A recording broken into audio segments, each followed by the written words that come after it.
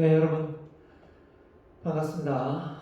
경영원론 수업 3주차 진행하도록 하겠습니다. 오늘 강의는요, 경영원론 우리 본교재 2장, 3장을 진행하도록 하겠습니다.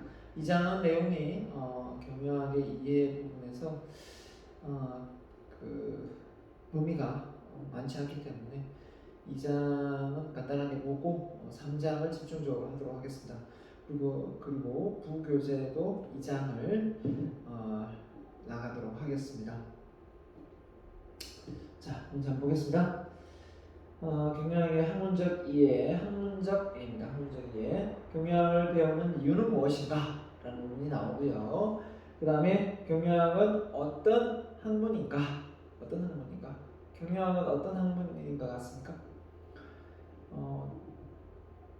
결국 경영학은 경영학과 학생들만 배우는 학문이 아니라 또 경영학과가 다양한 과학과 기술과 또 경제학, 사회학, 여러 가지 심리학, 저는 종합 학문이 아닐까라는 생각을 합니다.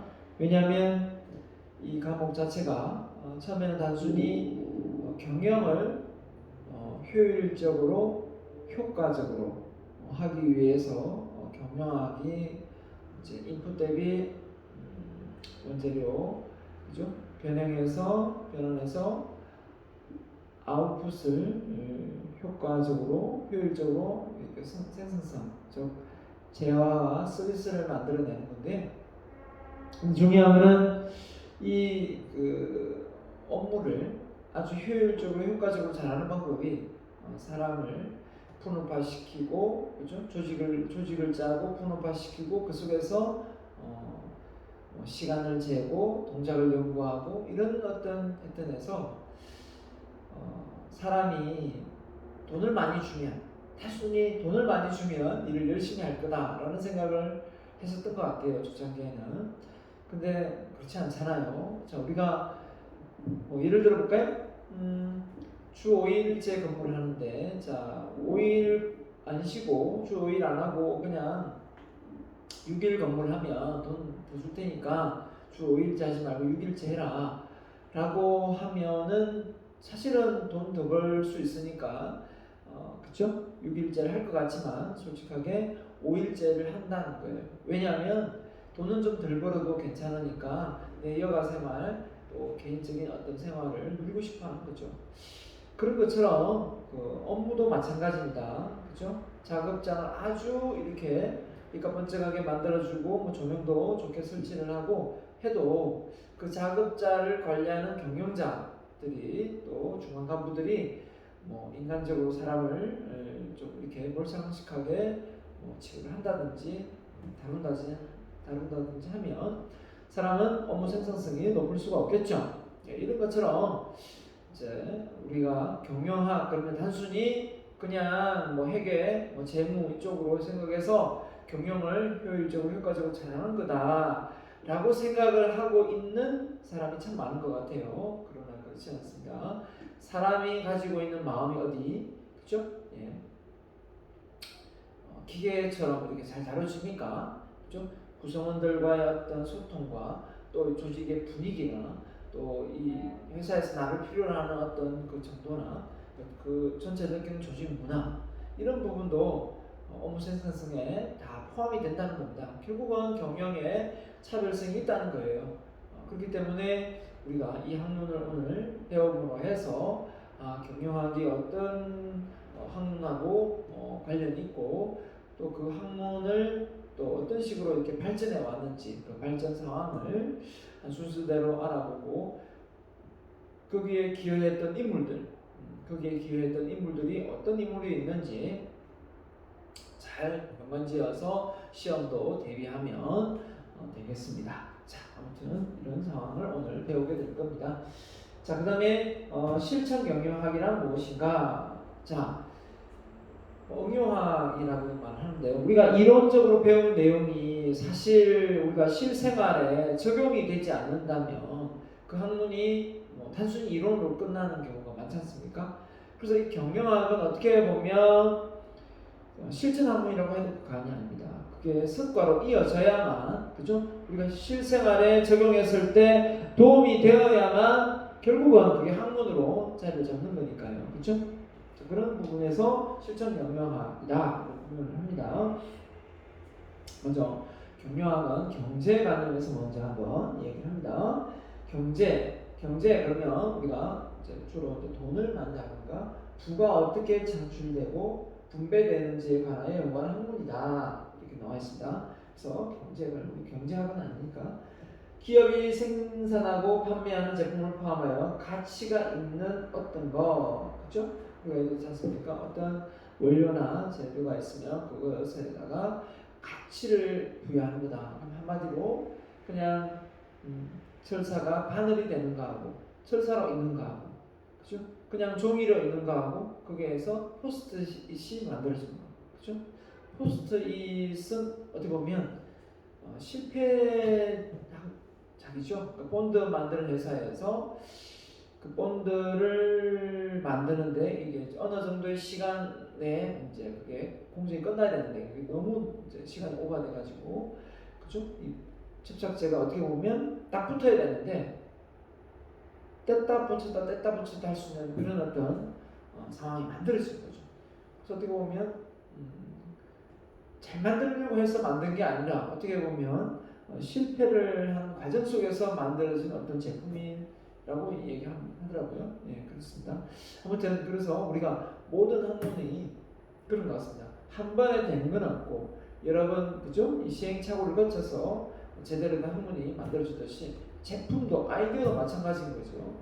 우리가 어떤 아이디어를 낸다 할 때, 그렇지 않습니까? 그 아이디어가 다 이렇게 한 번에 나오는 건 없으니까. 아무튼 부가가치를 부여한다. 가치가 부여되는 거다. 그래야 소비자가 구매를 하지 않겠습니까? 그래야 뭐 호주머니에 돈이 나오죠, 그죠? 자, 그래서 희소성이다.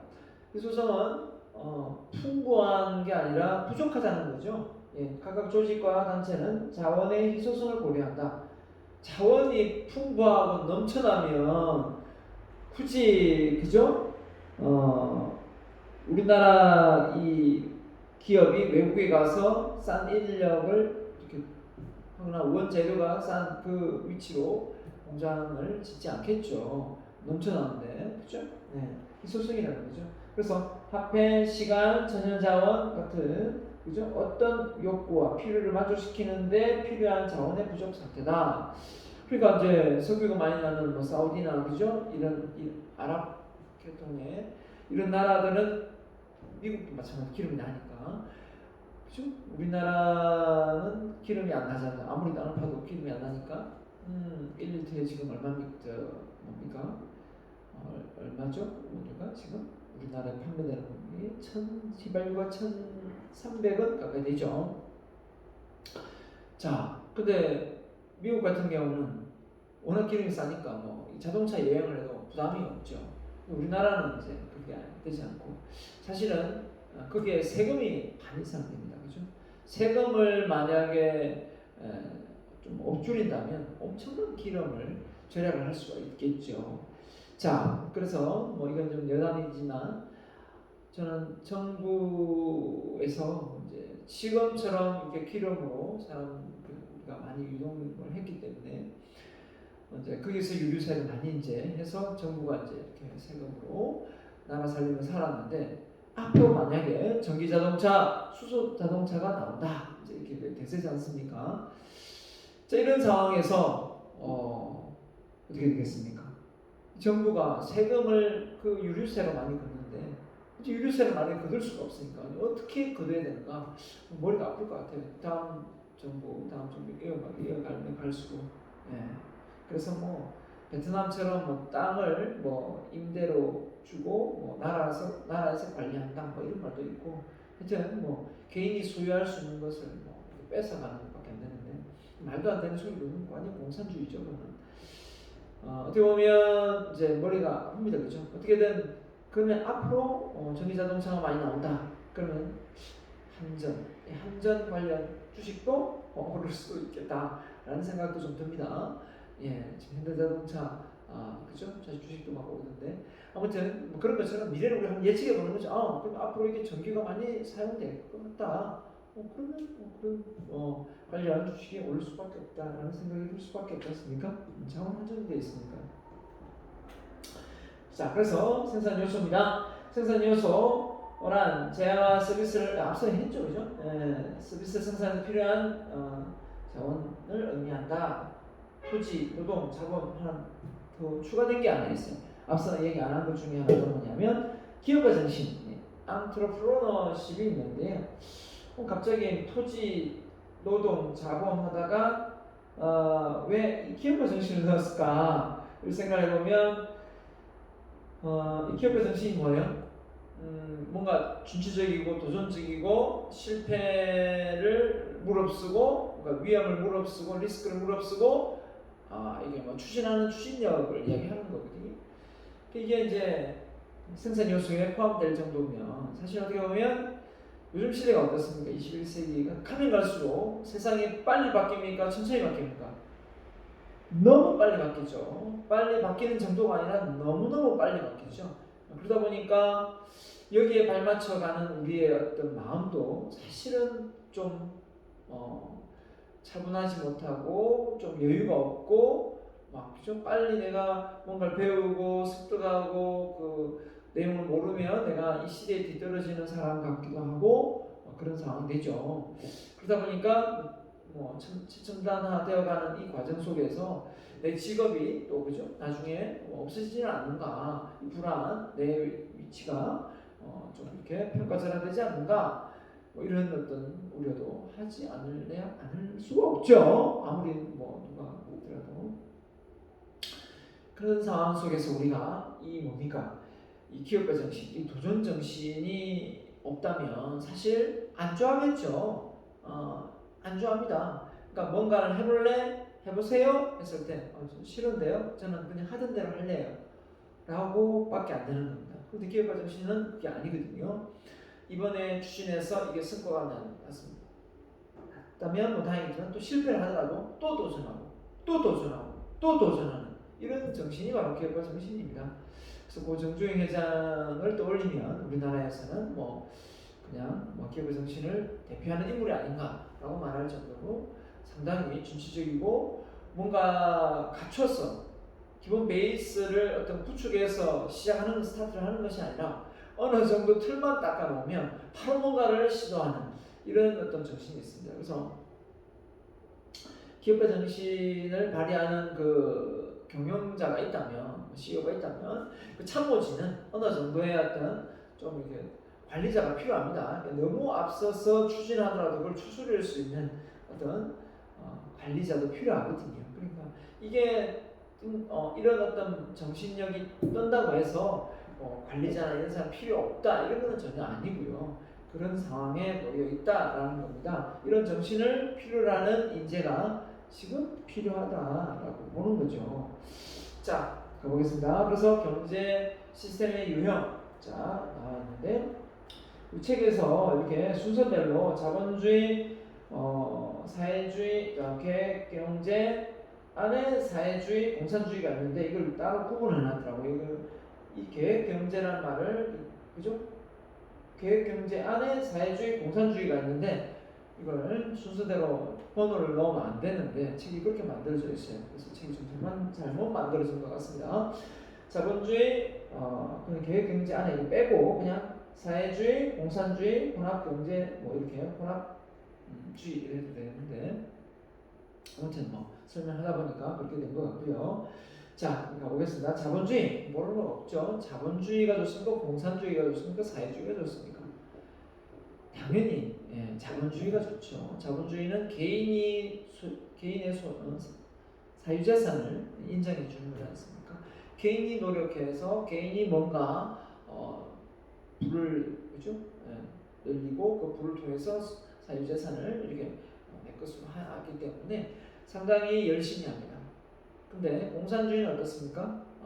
나라에서 다 관리하고 그죠? 배급을 주죠. 그렇기 때문에 열심히 한 사람도 배급을 받고 열심히 안 한 사람도 배급을 받으니까 더 열심히 해야 되겠다 이런 마인드가 사실 안 생긴다는 거예요. 왜냐면 어차피 100억이니까 더 열심히 많이 했다고 해서 100억을 더 많이 줘도 조금 이렇게 좀 주니까 그걸로서는 이게 차지 않죠. 근데 이제 개인의 사유재산이 자본주의 국가에서 내가 뛴 만큼 노력한 만큼 그렇죠? 네. 그래서 업종도 마찬가지입니다. 상당히 이게 자본주의를 좋아하고 본인의 영업의 어떤 역량, 본인의 역량만큼 수익이 나오는 영업직이죠. 그죠? 그런 쪽에 일을 원하는 사람도 있고 좀 안정적이고 고정적인 공무원이죠. 뭐 아니면 중공무원이 되든 아니면 그죠? 뭐 한전이나 이런 데 들어가야 되겠죠. 네. 아무튼 자본주의란 개인이 재화와 서비스를 제공하는 기업을 소유하고 운영하는 경제 시스템이다. 그래서 개인에게 소유재산을 이렇게 소유할 수 있는 권한을 준 거죠.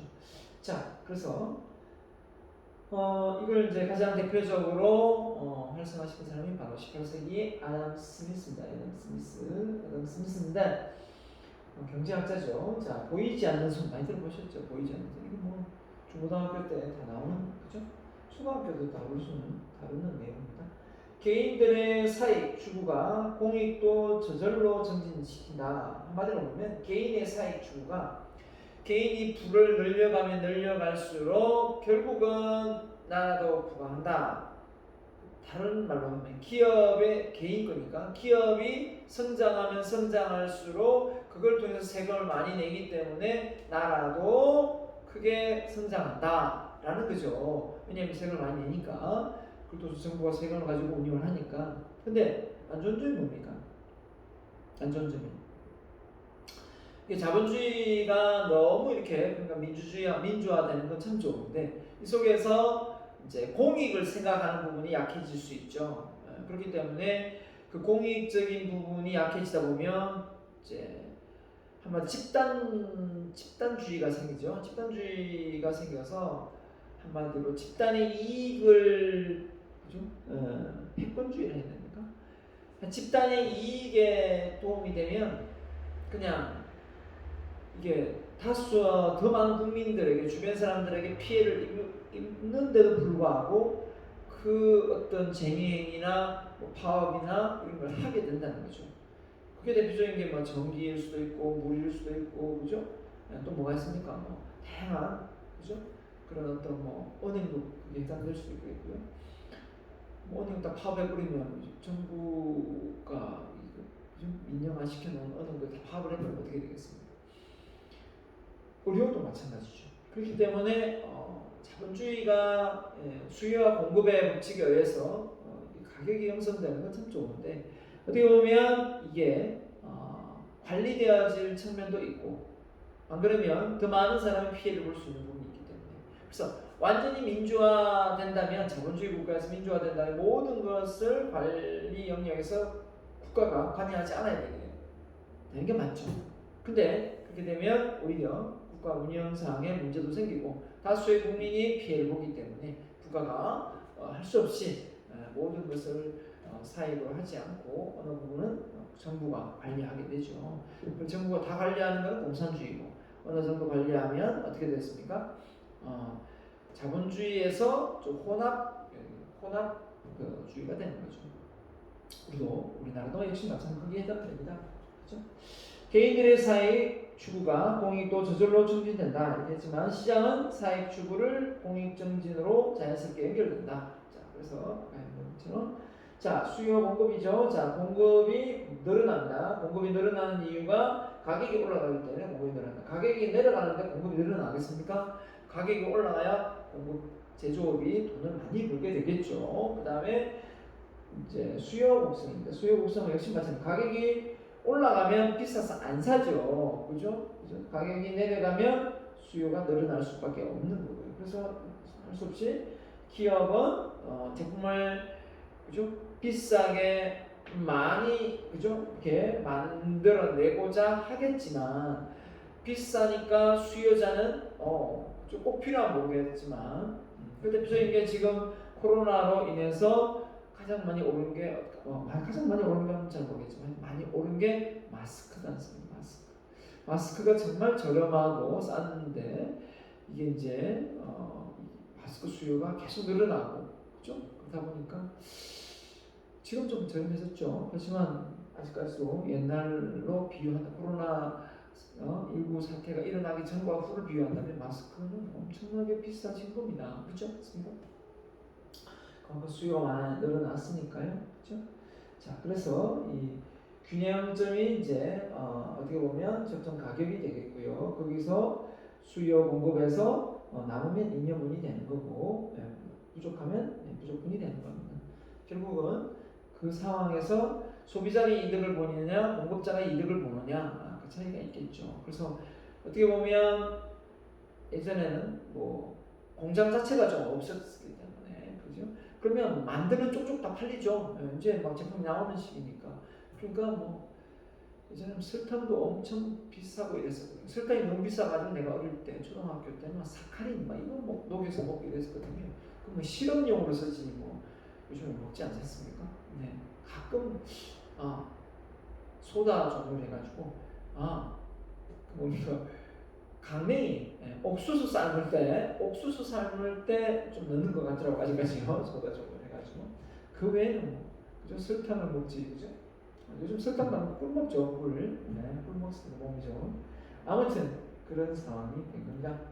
자 자본주의 그 아담 스미스가 부의 창출 권리. 자, 부의 창출은 국가가 아닌 개인의 관심이다. 개인이 소유해야 된다. 국가가 관여해서는 안 된다. 라고 이제 얘기를 한 거고요. 사적 재산, 자원의 소유 권리가 개인에게 부를 창출하는데 이용되어 자원을 소유할 수 있다. 참 좋은 의도입니다. 그죠? 경제적 자유와 경쟁의 자유. 자, 경제적 자유와 경쟁의 자유. 그래서 부익부, 빈익빈 현상이 이제 일어나는 어떤 부작용도 있지만 사실은 그러고 해서 더 열심히 벌고 또 내가 이렇게 많이 한 만큼 나한테 수익이 돌아온다고 생각하면 진짜 밤잠을 설쳐가면서도 열심히 하게 되지 않습니까? 시장경제, 자유시장 경제를 만들게 되는 거고요.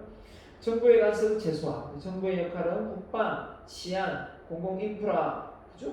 교육 등에만 신경 써라. 나머지는 그죠? 이 기업의 어떤 상황은 자유분방하라 이거죠. 그래서 자유방임주의 하면 정부가 국가의 경영 전혀 간섭하지 않는 상태.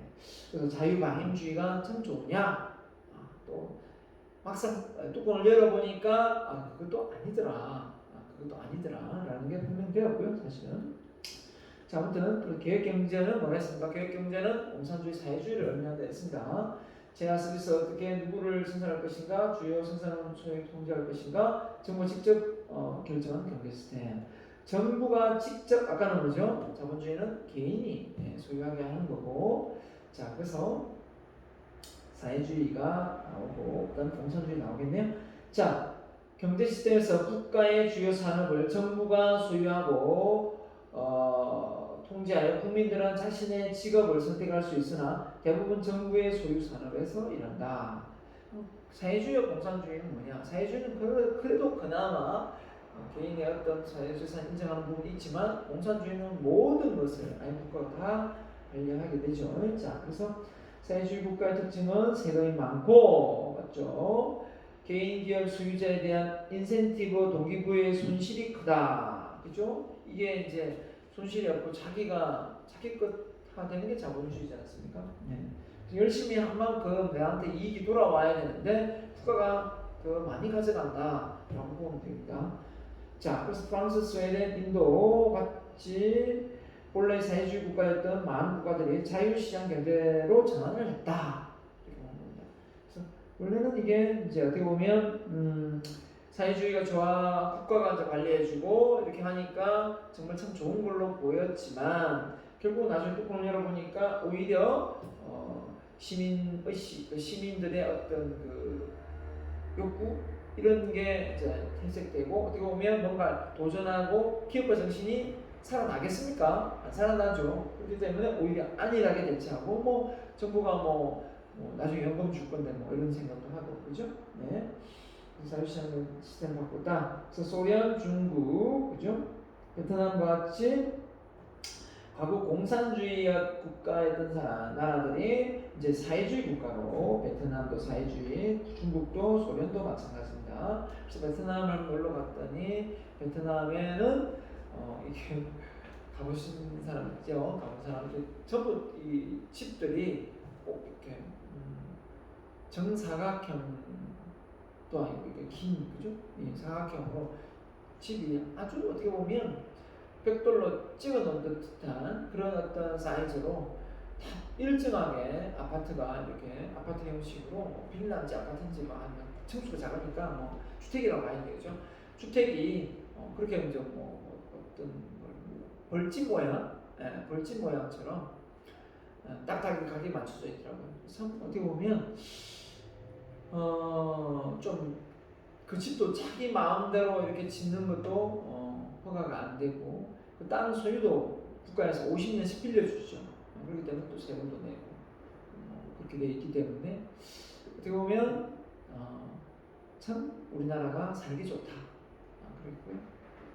그 다음에 또 일본도 갔더니 일본도 저는 우리나라보다 더 선진국이고 잘 살기 때문에 참 좋다라는 생각을 많이 마음으로 갔는데 그죠? 막상 가보니까 제약도 많고 그리고 차도 전부 다 일본 차, 도요타 자동차밖에 없더라고요. 그래서 우리나라는 외제차도 많고 한데 왜 일본은 저렇게 차가 없을까라고 이렇게 의문을 가졌는데 당연히 세금이 너무 비싸고 유지비도 비싸기 때문에 일본 차 외 그리고 경차를 탈 수밖에 없는 그죠? 자기 아파트에 주차를 하는데 그 주차 그 요금을 내야 되는 그런 어떤 사회주의 같은 어떤 느낌이 들었습니다. 물론 이제 노후의 복지가 잘 되어 있다고는 하나 너무나 살아생전에 좀 자유롭게 내가 타고 싶은 차 그죠? 못 타고 돈 걱정 때문에 세금 때문에 자유자재로 못하는 누리지 못하는 그런 어떤 상황을 보면 참 우리나라가 살기 좋은 나라다라는 생각을 했습니다. 그래서 여러분도 아마 이런 나라를 한번 가보면 그런 생각이 들 것 같습니다. 자, 공산주의입니다. 공산주의. 그래서 기본적인 경제 문제는 집권화된 국가 계획을 통해 해결하고자 하며 가격, 임금, 국가가 결정합니다. 재생산도 소비자가 원하는 상품보다 국가가 필요한 걸 만든다. 소비자가 원하는 상품보다 국가가 필요한 걸 만든다. 흑파도록 김정은이 핵무기 만드는 거죠. 북한 김정은이가 핵무기 만드는데 북한 국민들이 그죠? 주민들이 아니 지금 막 옥수수 죽 먹고 뭐 힘든데 그죠? 그 돈으로 차라리 우리들한테 배급을 더 많이 해주지 이 생각을 갖지 핵무기 또 만들고 이렇게 하라고 말하고 싶겠어요? 네 힘들는데 진짜 먹고 살기 편하고 윤택하면 핵무기를 몇 개를 만들든 뭐 신경 안 쓰겠죠. 그겁니다 그죠? 우리나라에 옥수수 지원받고 쌀 지원받아가지고 제대로 배급이 되는지 안 되는지도 의문이 들 상황인데 그죠? 그럼 많이 줬는데도 불구하고 다 굶주려 있으니까요. 자, 엄격하게 통제된 사회주의 경제 시스템입니다. 가를 마르크스, 그죠? 마르크스 북한, 쿠바가 유일하게 공산주의다 이렇게 얘기하고 있습니다. 그 다음에 혼합 경제 시스템이다.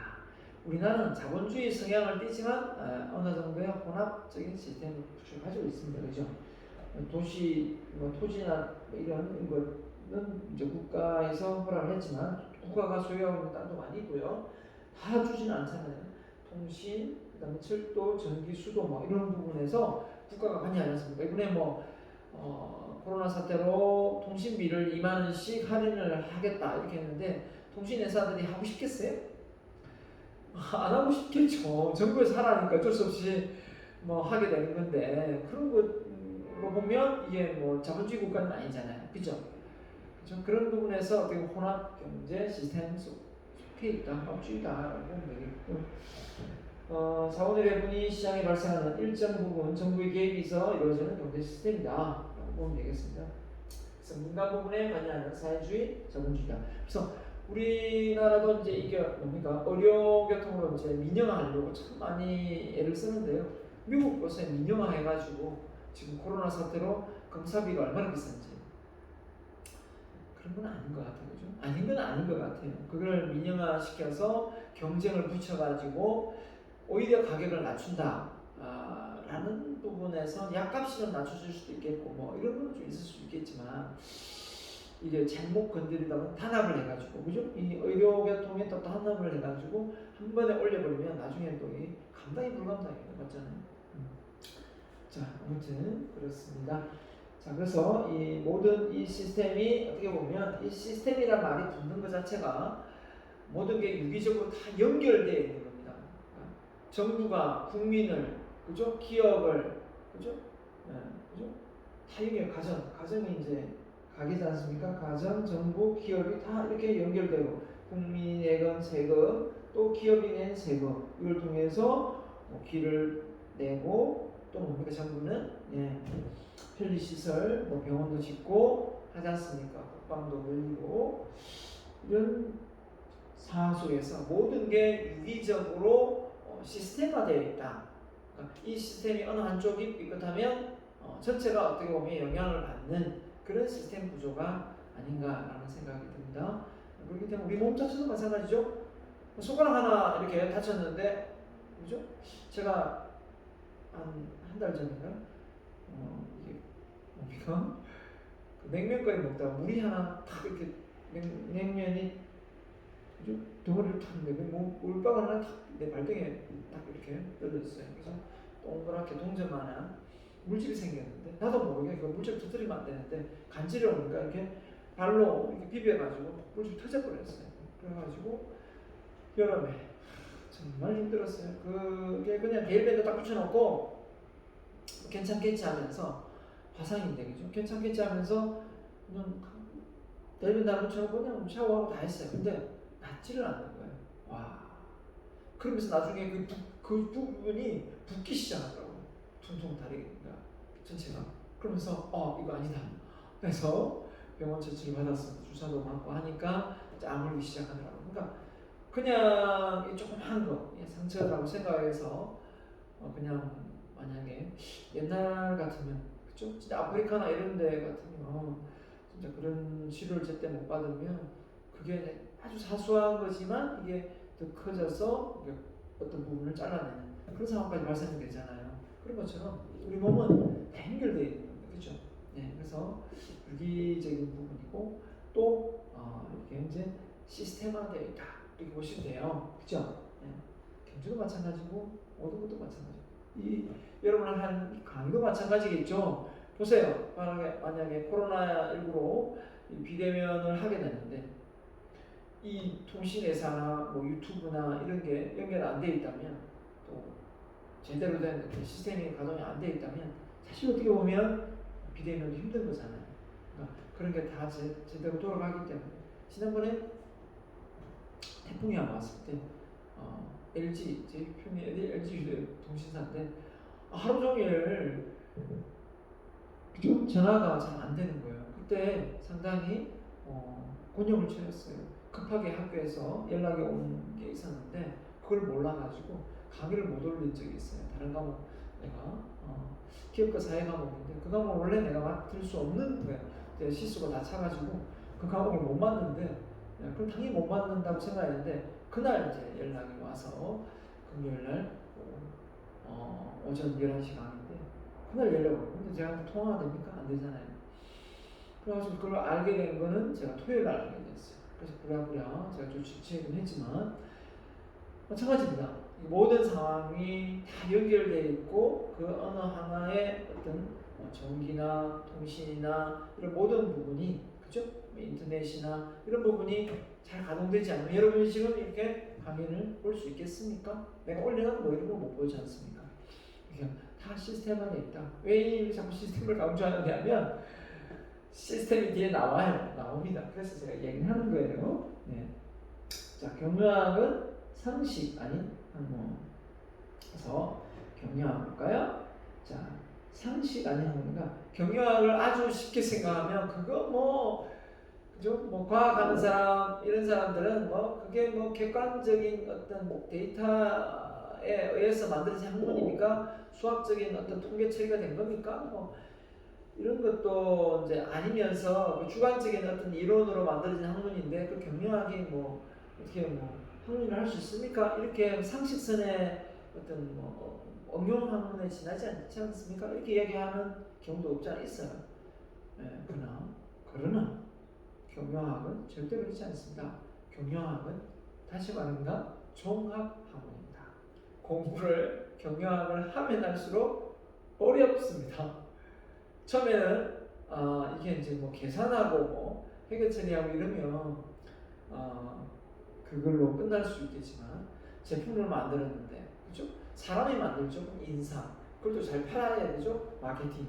그걸 또 생산을 잘해서 생산. 그걸 또 재무. 돈을 잘 융통해줘. 재무. 그걸 또 잘 또 계산하고 또 이게 뭡니까?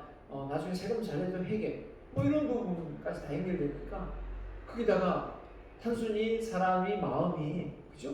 그냥 뭐 로봇처럼 기계처럼 뭐 어제 오늘 마음이 갔습니까? 심리 이런 게 다 들어가기 때문에 조직 행동 일어나는 조직 행동 배우게 될 텐데 조직 행동이라는 학문 자체가 바로 심리학을 같이 겸비하는 그런 학문이에요. 그래서 사람의 어떤 성격, 성향, 심리적 측면이 조직을 이제 성과를 내는데 어떻게 기여하는지에 대한 부분이 나오는데 그런 것처럼 결국은 학문은 철학, 크게는 과학 이렇게 나뉜다면 어느 쪽이냐? 경영학이 철학은 아니지 않습니까? 철학은 아니고 과학에 속하는데 과학 안에서 형식과학, 경험과학이 있는데 경험과학에 속하는 거죠. 결국은 형식과학은 경험으로 되는 게 아니고 이건 완전히 공식화된 수학적인 어떤 논리가 맞아야 되는 부분도 있고 근데 경험과학 속에서 자연과학, 사회과학, 인문학 중에 사회과학 속에 속하는 경영학이다. 이렇게 보면 답이 딱 나오죠. 내가 배우는 학문이 어느 위치에 있구나 이 정도는 알아야 여러분이 제대로 머릿속에 학문을 집어넣을 수가 있겠죠. 과학과 철학 중에 어디에 속한다고요? 과학이다. 과학은 뭐냐? 가설을 검증하고 그죠? 그 가설을 뭡니까? 가정. 그 가설 아래 어떤 결과가 데이터가 나와야 되는 거죠. 그냥 가설도 없이 그냥 그럴 거야 이 직감으로 그죠? 이 학문이 진행되는 거는 뭡니까? 이 철학이죠. 철학입니다. 그래서 현상이 존재하는 이유와 현상의 통일성을 연구한다. 그러니까 어느 정도의 통일성을 연구하면 그걸 하나의 이론으로 이렇게 정립이 되지만 과학은 어떻습니까? 그냥 경험도 있겠지만 일반적인 그 가정의 가설에 맞게끔 통일성이 있고 이게 체계적인 지식 학문이기 때문에 결국은 그걸 증명해야 됩니다. 그래서 저도 논문을 쓰면서 처음에는 나중에 논문을 쓰다 보니까 그냥 그 논문이 그냥 수필이 되는 거예요. 수필이 되고 어떻게 보면 내 경험이 들어가 보니까 많고 내 생각이 들어가 버린 거예요. 그럼 이게 논문이 될 수가 없다. 그걸 증명해야 된다. 그렇지 않으면 그건 논문이라고 할 수가 없다. 그럼 뭘 해야 됩니까? 하나의 가설을 가정을 세우더라도 그게 맞다 틀리다를 증명하기 위해서 기존에 있는 데이터들을 다 끌어모아야 되는 거예요. 그러니까 누가 이런 말을 했다더라, 누가 이런 말을 했다더라. 예를 들면 제가 리더십을 전공했기 때문에 자기 효능감이 업무의 성과를 높인다. 한마디로 직무 만족도를 높이고, 그렇죠? 조직 심의 행동을 한다. 이런 어떤 그죠? 독립 변수와 종속 변수를 만약에 가설을 설정했어요. 그런데 그죠? 자기 효능감이 뭔가요? 자기 효능감은 자신을 사랑하고 아끼는 마음이고 자신이 어떤 업무를 할 때 나는 그런 역량이 충분하게 있다라고 생각하는 그 마음이거든요. 그 마음이 있는 사람이 업무 성과, 업무 성과가 이어지고 어떻게 보면 또 아이디어도 잘 내고 또 뭡니까? 조직 시민행동을 하더라 이런 걸 증명해야 되는데 그냥 생각한 통밥으로 될 것 같다라고 하면 되는 게 아니라 지금까지 나와 있는 조직 자기 효능감에 관련된 데이터를 다 찾아서 또 다시 직무 만족에 관련되어 있는 그 데이터를 연결시켜 줄 수 있는 논문을 찾아가지고 그게 다 백데이터를 넣어야 돼요. 그리고 내가 실제 통계 처리를 해서 그게 맞다는 걸 다시 숫자로 증명을 해야 됩니다. 이게 바로 논문이거든요. 근데 그렇게 되지 않으면 어떻습니까? 그건 단순히 내 생각에 불과한 거죠. 그렇습니다. 이미 만들어져 있는 가설을 통해서 그걸 또 새로운 학문으로 유추해내는 거는 좀 어떻게 보면 쉽긴 하지만 그것도 자료를 찾는 게 쉽지는 않은 것 같습니다. 그래서 경험과학이다. 형식과학은 아니죠. 형식과학은 말 그대로 사람의 어떤 경험이 들어가지 않는 어떤 개인의 어떤 주관적인 생각 이런 게 들어갈 수 없죠. 그죠? 경험과학은 어떻습니까? 주관적인 생각은 아니라 객관적인 어떤 데이터는 들어갈 수 있습니다. 인간의 실천적 경험적 사실, 즉 살아가는 경험의 세계를 직접 대상으로 하는 과학이다. 그래서 실생활에 접목했을 때 이 이론대로 어떤 업무 처리를 하면 이런 결과가 나옵니다. 해봤더니 되네. 이게 참 좋은 이론이고 증명된 거니까 어떻게 보면 경량 이론이 될 수가 있는 거죠. 그래서 자연과학, 사회과학, 인문학. 그래서 자연과학은 우리 자연들 있지 않습니까? 인간의 의사와 관계없이 발생하는 자연현상에 관련된 학문이 많고요. 사회과학은 인간과 인간 사이의 작용. 그래서 그러니까 어떻게 보면 인간과 인간 사회과학이지 않습니까? 사회생활, 조직생활, 조직 안에 조직문화. 그래서 저는 또 논문을 쓴 게 조직문화가 기업의 성과에 미치는 영향이거든요. 조직문화가 어떤 또 세부 독립변수가 있었는데 그 요소 중에 그 내용들이 결국은 종속변수로 영향을 주는 부분이기 때문에 정리했을 때 조직문화는 기업에 상당히 지대한 영향을 미친다라는 겁니다. 그래서 조직문화 안에 예를 들면 화학과 소통이 있다 그러면 화학과 소통이 잘 되는 그런 조직문화는 업무 생산성이 좋더라라고 했는데 막상 해보니까 크게 영향이 없더라. 생각보다 변수의 값이 그죠? 낮게 나올 수도 있잖아요. 그죠? 그렇기 때문에 어떻게 보면 제가 연구를 해본 결과가 무조건 조직 문화가 좋다고 해서 되는 것이 아니라 어떤 대상 결국은 조직 문화가 좋지 않더라도 단순 반복적인 어떤 업무에서는 조직 문화의 어떤 문화가 화학과 소통이 되지 않더라도 업무 생산은 별 지장이 없습니다. 그런데 연구 직원이 많아가지고 아이디어를 내야 되고 이 시너지 효과를 내야 되고 힘을 합쳐가지고 뭔가 프로젝트를 해야 되는 그런 조직 문화에서는 결국 업무 생산성에 많은 지대한 영향을 주거든요.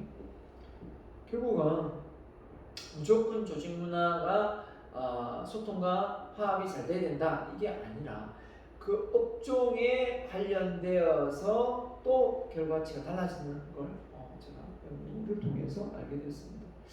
자, 아무튼 인문학, 인간의 사상과 그죠? 분화를 대상으로 문화를 대상으로 하는 학문이다. 그래서 인간의 가치 탐구와 표현 활동을 그죠? 먼저 대상이다. 인문학. 저도 인문학 참 좋아하거든요. 인문학. 자, 경영은 학은 기술인가 과학인가? 여러분 기술입니까 과학입니까? 둘 다죠. 네? 자, 경영학에서 이야기하는 관리의 개념은 과학 문명을 활용하고 관리하는 인간의 마음, 의식, 인연, 인간 행동에 관계 되는 것이다. 경영학을 연구하는 태도는 그죠? 과학이 아니라 기술로 이해합니다. 그런데 나중에 봤더니 경영은 과학이다, 기술이다 이거보다는 제가 봤을 때는 경영은 과학이면서 기술이다. 이렇게 보면 되겠습니다. 자, 아무튼 경영학의 한계성입니다. 경영과학의 한계성. 자, 어떤 학문이 과학이 되기 위해서는 객관성과 응용성이 필요한데, 그렇죠? 객관성, 응용성. 자, 객관적인 거는 주관적인 생각이 아닌 모든 사람들이 보편적으로 다 적용이 되는 거고, 응용성은 그걸 실제 적용했을 때 똑같은 결과치가 나와야 된다는 거예요, 성과가. 그죠? 그래서 밝혀진 현상의 이론을 모든 사람이 지식으로 인정할 수 있어야 된다. 그래서 객관성. 그리고 이론에 따라 행동하면 원하는 결과가 똑같이 나와야 된다. 이론에 따라. 그죠? 이론에 갖는 통제성, 통제 가능성의 응용성이 됩니다. 자, 중요한 핵심 키워드가 되겠죠. 그러면 어떤 학문이 과학이 되기 위해서는 경영학이 과학에서 나온 학문이라면 객관성과 응용성을 겸비해야 된다. 자, 기억을 해놓으면 참 좋겠네요. 지금 이게 나올 수도 있습니다. 그래서 경영과학은 가설을 통해 검증하고 그 가설이 잘못되었다면 수정을 해서 다시 가설을 또 확립하는 그런 학문이 과학성이 높다 이렇게 보는 거죠. 이런 과정이 없는 인문학이나 철학이나 이런 경우도 있겠습니다. 자, 경영학이 학문이라는 일관성, 객관성, 응용성, 검증 가능성이 없으면 과학으로서 가치는 없다라는 겁니다. 그렇죠? 네. 숫자를 좋아하지 않더라도 숫자를 통계치를 낼 수밖에 없다라는 겁니다. 자, 그래서 경영학을 이론 경영학이다, 실천 경영학이다, 실천 이론 경영학이다 이렇게 표현을 달리 한다면 결국 이론 경영학에서 경험이 되고 이 실천 경영학에서 유용한 원리, 규칙, 방법을 적용해서 결국은 이론, 실천, 이론 경영학이다. 모든 걸 다 포함하고 있다. 이렇게 이해하면 그러면 되겠습니다. 그렇죠?